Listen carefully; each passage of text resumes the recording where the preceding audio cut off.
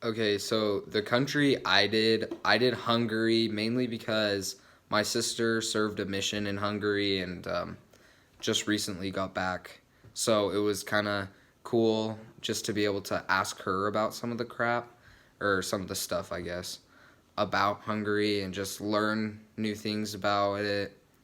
So I learned from my sister, her name's Bailey, that religion in Hungary was kind of like there wasn't like a main religion and it didn't affect business a lot.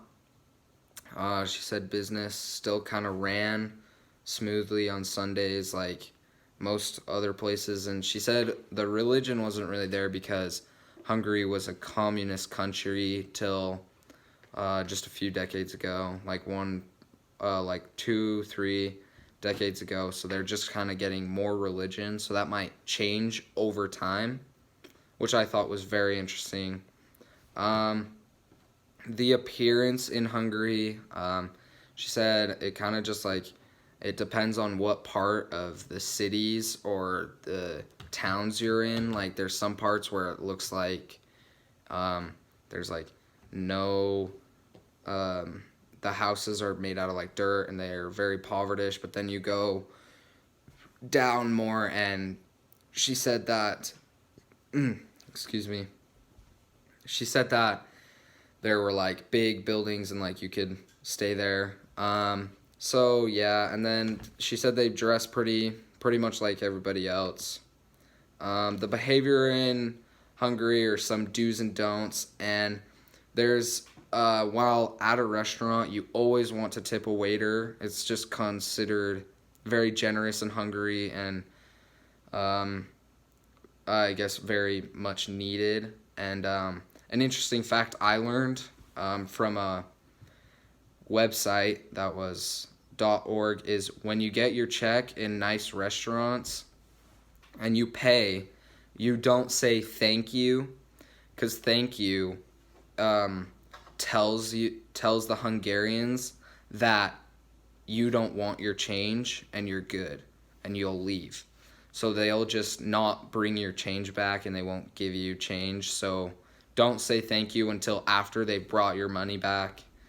Um, and then communication in Hungary. My sister told me that communication was often expressed just through um, emotion and like passion and lots of stories. She said that Hungarians would usually tell stories and jokes to prove their points in a conversation, which I think is actually quite smart. And then there were also some other interesting things that I just found. And so, if you want to meet with someone, you always have to make an appointment no matter what. I also found it weird that it is difficult to get appointments on Friday or in the summer period, like from mid July to the end of August.